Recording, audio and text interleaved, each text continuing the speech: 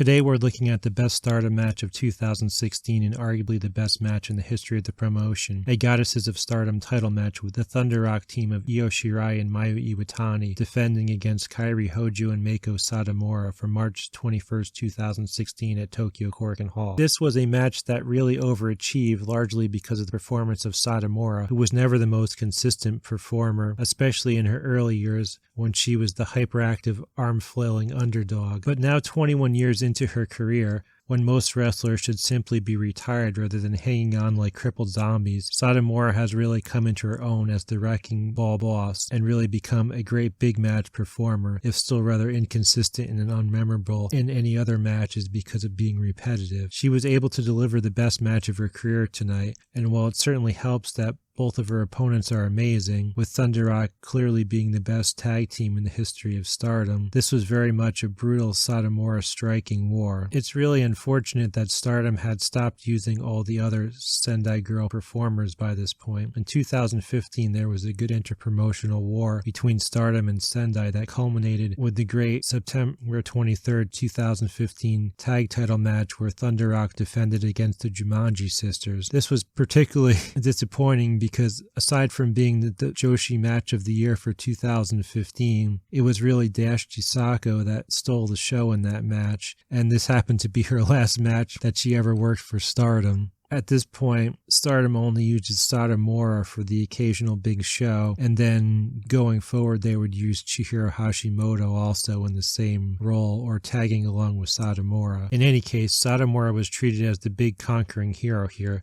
a total wrecking ball coming in from the Sendai Girls and mixing in with the three top stars in Stardom. All Satomura's segments here were electric. This was really unlike her typical match in the sense that it didn't feel patterned and formulaic, but rather she was so urgent the entire time, really precise with her execution and flowing in the more organic manner Shirai was known for. Satomura really kept things on point, ensuring the battles were fast, full energy, and impactful skirmishes. This allowed Hojo to be the underdog, which is a role she is much more suited for given her offense not only lacks spontaneity, but is just pretty lame in general, and she isn't exactly dynamic or creative in any way. As with the better robots, what Hojo can do is allow the opponents to do the work for her and adapt to the match enough that she stays within the parameters the people who know what they are actually doing have set forth. Hojo's slaps sound better than they look, but this was the most effective she has ever been. She may not have added to the match, as she was largely just bent and beat on, but for once I can't really say she detracted from it, and this match was really way better than the rematch the next year with Chihiro Hashimoto, who would go on to become a far superior wrestler than Hojo, but was just a rookie still basically, and Io Shirai was not motivated at all to work with her, whereas Hojo being the number 2 star in the promotion at this point, she brings out the best in the opposition, even if just by default.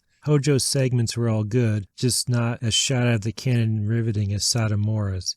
Even though Satomura was simply an outsider randomly thrown into a title match between pals, this felt like an old interpromotional war from the glory days of the early 90s. It was super intense and energetic right from the outset. For the most part, this match was in the style Satomura excels in. Thunder Rock are actually tremendously underrated in this style largely because they rarely do it, normally opting for more high-flying and flashy stuff, but you can see from their first singles title match on March 15, 2016 that they are more than adept at the hard-hitting style when they actually feel like doing it. Of course, Thunder Rock were able to work other aspects into the match to keep things entertaining and have a bit of diversity, but while one could say that the intensity wavered from time to time in the middle because they obviously left the hard-hitting now and then to do some of their flashier stuff that separates them, it never felt like they were waiting or screwing around. Thunder Rock especially did quite a bit of running and jumping as you'd expect, but it was all done in an opportunistic fashion, at lightning speed and with great urgency, so it didn't feel like the usual contrived lucha exhibition. I mean, when Thunder Rock ran, they sprinted, and when they jumped, they catapulted themselves with the opponent. Thunder Rock, of course, provided amazing work, but this was truly a textbook example of how phony high-flying can reasonably be incorporated into an otherwise serious war. Thunder Rock were even super stiff, but also very precise in everything they did, especially Shirai, whose execution could always be counted on to be so tight and crisp during this period.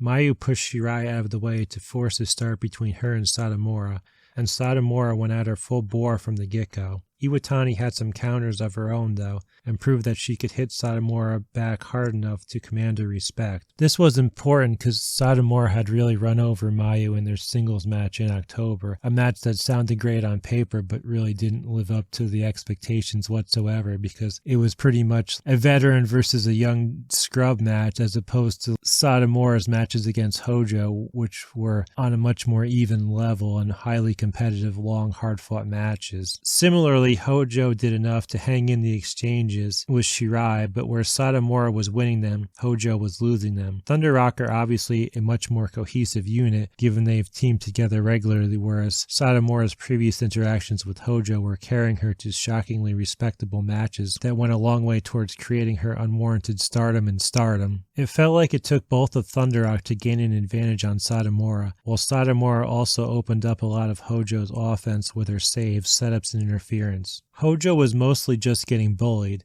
and not offering Satomura much assistance, even in storyline, as you could expect that from Hojo the performer. But luckily Satomura didn't really need help here and was able to step things up in protecting Hojo in the latter stages, though even Satomura was hampered by the team's lack of coherence. Of course, the battle everyone really wanted to see was Satomura versus Shirai, and with Shirai having defeated Satomura to win the World of Stardom Championship for the second time on December 23, 2015, Satomura was very much out for revenge. Shirai definitely gave back to Satomura here, but in the end, she left with 2 belts after pinning Hojo following her moonsault. I like this more than the 2 great Shirai vs. Iwatani singles matches from 2016. It was simply more frantic and intense, feeling like the best interpromotional joshi matches of 1993. Unfortunately, none of these women worked this style of electric battle with this amount of urgency or intensity really ever. That's what made this Stardom's best match of 2016, and probably all time,